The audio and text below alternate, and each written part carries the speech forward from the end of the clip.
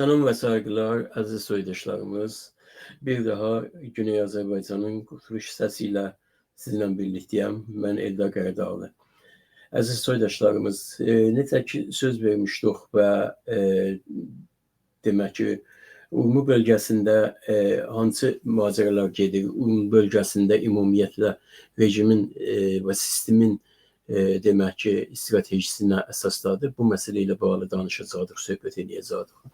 Aslında belə başlayabilirik ki, Urmu bölgesi her zaman olduğu kimi Güney Azerbaycan'ın en insani, mədəni, farklı etnikləri ve dinləri, məzhəbləri öz içində bayındıran, birləşdirən, cəmləşdirən bir yer olmuştu. Bu tarih boyu belə olmuştu.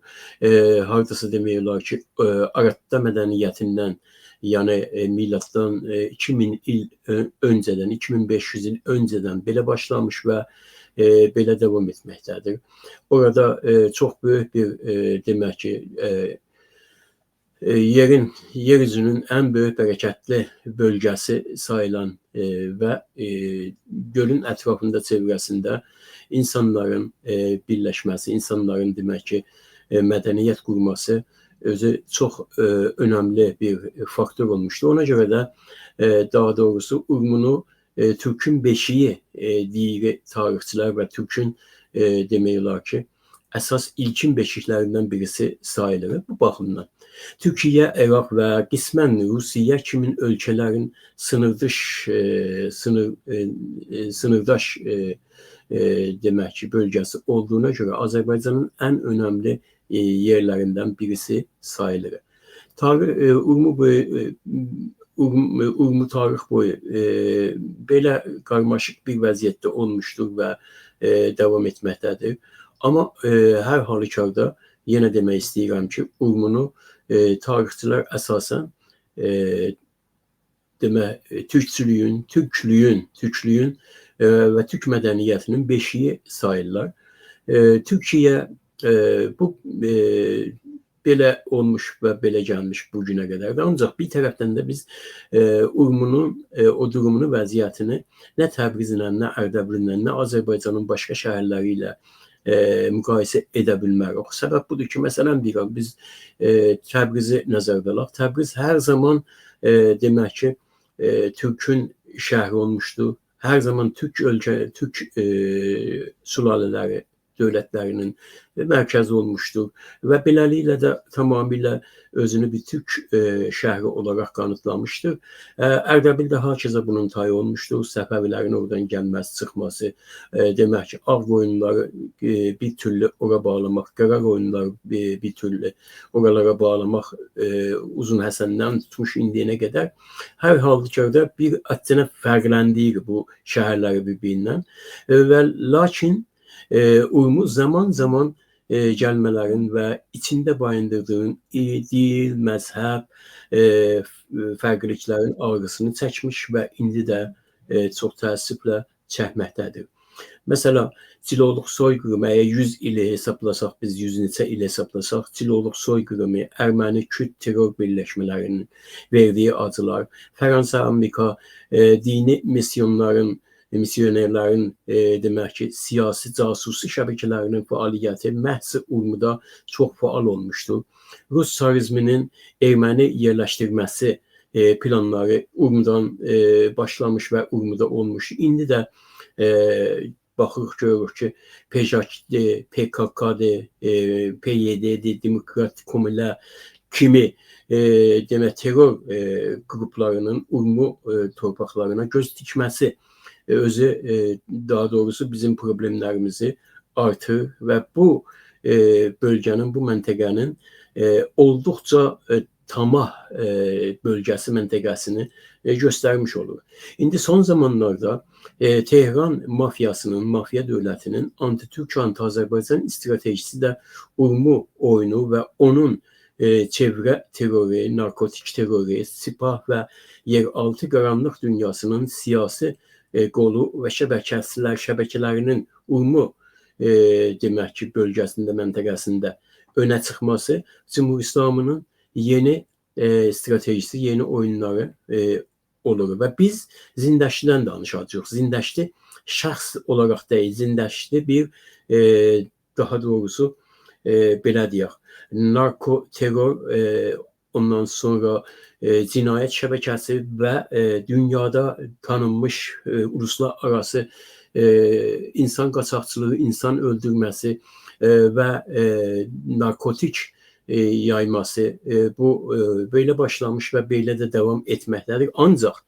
Ancaq biz indi sizinlə birlikdə bir balacana bir şeyə baxacağıq, xəbərə baxacağıq. Bu xəbər Tehranın əsas şəbəkələrindən, yəni İranın bütün Cümhur İslamının şəbəkələrindən yayılmış bir xəbərdir və bu insanı nə qədər bunlar demək ki, təthir etməyə çalışırlar, nə qədər müqəddəsləşdirməyə çalışırlar. Halbuki bu insan hardasa 1994-cü, 93-cü illərdə böyük bir qaçaq şəbəkəsinin, yəni 175 kilo heroin qaçaqçılığından tutulmuşdu və həmin bu İran deyilən İslami sistemin qəzai şəbəkələrində demək ki, edama məhkum olmuşdur və bizim bu günləri gənclərimizin orada işgəncə gördüyü evin zindanında bu edam hükmünü gözlərkən anında birdən-birə daha doğrusu oradan təxliyə olmuşdur və kim bunu təxliyə etmişdi, necə təxliyə olunmuşdu, necə bunu zindandan azad etmişlər və bunu yeni bir kimlik vasitəsilə, yeni bir kimlik demək ki, kimlik adı ilə İrandan qoparıb və Türkiyəyə göndərmişlər. Bunları danışacağıq, hamısını söhbət edəcəyik. Biz Güney Azərbaycan Qurtuluş Partiyası olaraq hər hansı bir mafiya ilə, hər hansı bir demək ki, narko şəbəkələri ilə bizim işimiz yox. Təbii ki, bunlar dövlətlər var və dövlətlərin qanunları var, o qanunlara hüquqları var, o qanunların hüquqlarının əsasında bunlara yetişirlər, bunların məsələsi. Bizim məsələmiz çox fərqlidir. Bizim məsələmiz Azərbaycanımızın güneyinin, batı bölgəsinin demək ki, bu narko terror, narko şəbəkə sisteminə necə bağlanması və Cümhur İslamının bu məsələdən necə bəhrə aparması, özünün əli ilə edam verilmiş 175 kilo heroin tutulmuş bir şəxsin və özü demək ki, bunu zindanlarından azad etmiş, özü buna yardım etmiş və bu sistem, bu rejim, bunun itilaatı, bunun sipahı yardım etmişlər və buna yeni kimliklər vermişlər. O kimlik vasitəsilə demək ki, bunu uzaqlaşdırmışdılar ki, geçsin harda, geçsin bölgənin, məntəqənin ən böyük, ən güclü, ən qüdrətli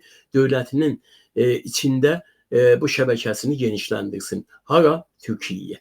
Və dediyim kimi bunların hamısını biz danışacağıq. Bizim üçün, yəni Güney Azərbaycan Qurtuluş Partiyası üçün yenə deyirəm ki, bu şəbəkələrlə, bu narko, bu teröristlərin, bu şeylərlə, kongresterlərlə, bunlarla bizim işimiz yox. Amma bizim vətənimizi, bizim millətimizi əlbəttə ki, hər şey ilgiləndirirsə, bizi də o ilgiləndirir. O baxımdan diqqət etmək lazımdır ki, bu məsələni sadəcə biz etnik məsələsi deyil. Məsələ deyək ki, nədir,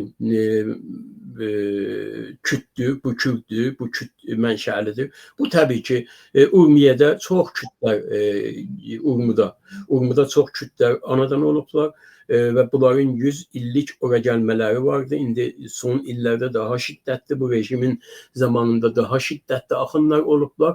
Bunların hamısını nəzərə alaraq demək ki, orada Səlmasda, Sulduzda Kürdlər var.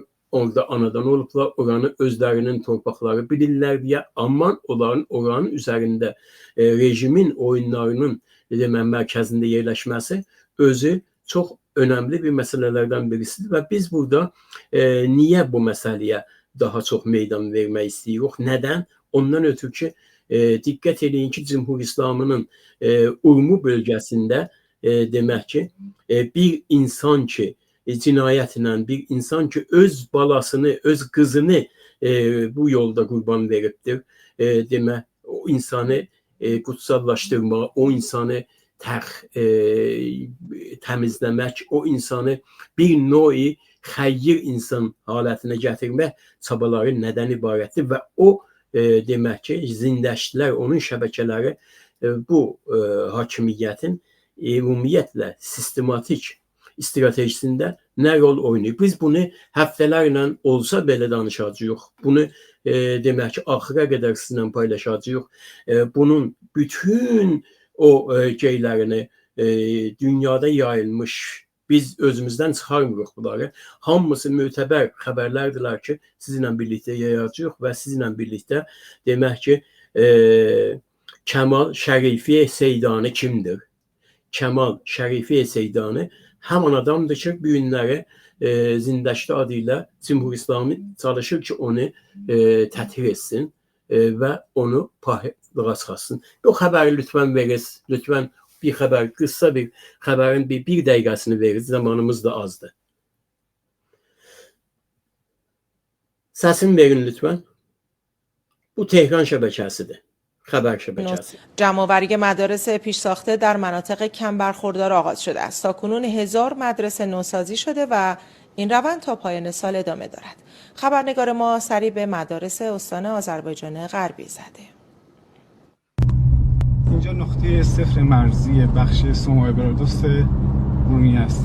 پرچم مدرسه های نوساز اینجا هم بالاست. اینجا قبلا 2 تا کانیس ما داشتیم. الان یه مدرسه جدید. الان جدید ساختن دیگه. یعنی الان این مدرسه شده این مدرسه. این مدرسه بله. اینجا الان 6 کلاسه هستش. ما بچه‌های پایه ابتدایی در مدرسه بالا تو کانکس بودن. اونا رو منتقل کردیم اینجا. الان اینجا چطوره؟ خیلی خوبه. نمازخانه داریم، کتابخانه داریم. اینجا آزمایشگاه داره، کامپیوتر داره. خیرین آستین بالا زدن. در منطقه‌های سومای برادوس تقریبا 4 مدرسه 100% به اتمام رسید. سازمان Bu şəxs. Əziz soydaşlarımız, bu insan böyük bir cinayət şəbəkəsinin başında dayanır və bu insan Zindəşdidir. Bu insan Naci Şərifi Zindəşdi. Urmuda anadan olubdur. Bəzi rivayətlərə görə demək ki, Salmasda anadan olubdur və uşaqlıqda gəlib Urmiyə. Bəzi rivayətlərdə və özünün də dediyinə görə Urmuda anadan olmuş birisi. Yenə demək istəyirəm ki, ilk olaraq 2014-cü ildə bu demək rejimin öz vasitəsilə edama məhkum olunur və həmin rejimin öz içində bayındırdığı bu terror şəbəkələrinin, bu üzr istəyirəm, narkotik terror şəbəkələrinin və Sipahın və İttilaatın qaranlıq dünyasının daha doğrusu əli ilə nə olur?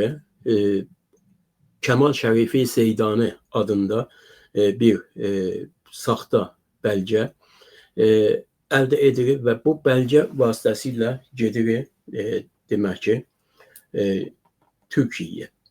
Sonralar bəlli olur ki 1980-ci ildə Kəmal Şərifi Seydani özü bir hadisədə həyatını itirir. Bu hadisə hansı hadisə olur, nə olur? Ona bir bənzətmələr verirlər, filan edirlər. Ancaq bu da demək olar ki, özü bir hekayətdir. İndi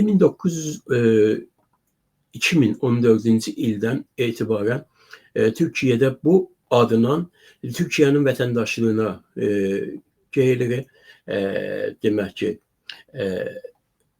əl uzaldırır və çalışır ki, orada vətəndaşlıq alsın. Sonra bunun macəraları demək ki, 2007-ci ildən başlayır. 2007-ci ildə nə olur, nə olmur? Əlbəttə ki, bu macəraları biz gələn söhbətlərimizdə danışacağıq, söhbət edəcəyik.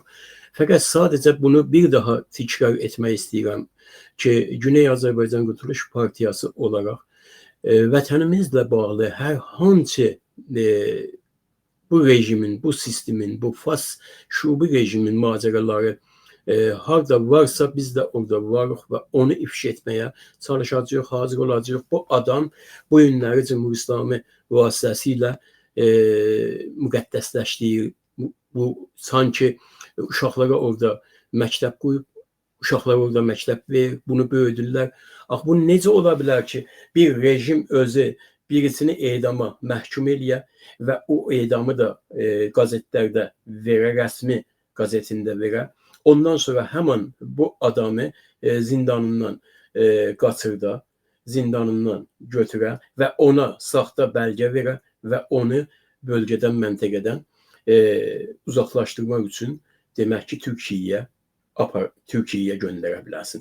Və Türkiyədə bunun əli o qədər açıqdır, o qədər bunun imkanları var, şəraitləri var ki, demək olar ki, narkotik şəbəkənin orada tam olaraq 3 nəfərdən birinə təbdil olur.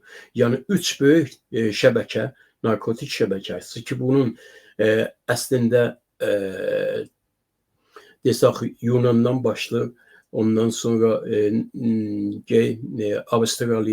Avstriya, Almaniya, Holland və bu ümumiyyətlə bölgələrdə, bu məntəqələrdə bütün narkotik maddələrin, narkotik heroinin xüsusilə paylaşmasında bu şəbəkənin əli vardı və eyni zamanda Cümhur İslamının müxaliflərini Avropadan tutub və orayıb və gətirir Cümhur İslamiyə təhvil verir. Bu şəbəkə dediyim kimi böyük bir şəbəkə.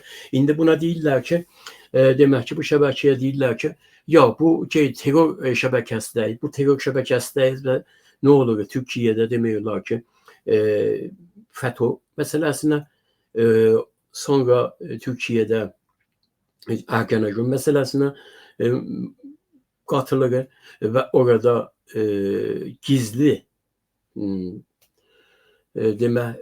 tanık kimin özünü ortaya çəkib, bunların hamısını danışacağıq, söhbət eləyəcək çox hövsələ və açıqcasına dediyim kimi önəmli deyil ki, 1 olsun, 2 olsun, 3 olsun. Önəmli budur ki, biz bu insanın hansı cinayətlərə əl vurmasını millətimizlə paylaşacağıq ki, orada olan millətimiz hiç düşünməsin ki, bu adam çox böyük xəyyirdir və oranın uşaqlarına mədrəsə, oranın uşaqlarına demək ki, xəstəxana filan behman düzəldir. O pullar, o paralar ki, orada xərcləndirir, bunun sərvətinin mindən birisi deyil. Mindən birisi deyil və bu çalışır ki, özünü demək olar ki, orada müqəddəsləşdirməklə Azərbaycanımızın güneyinin, batı bölgəsinin başında yerləşdirsin özünü. Bu tamamilə bir siyasi eyləmdir, tamamilə bir siyasi gəlişmədir və biz bunun üzərində danışacağıq. Sizə hələlik can sağlığı arzulayırıq və gələn verilişlərimizdə bu məsələ ilə bağlı dediyim kimi açıq, aydıncasına söhbət eləyəcəyik. Var olun, sağ olasınız.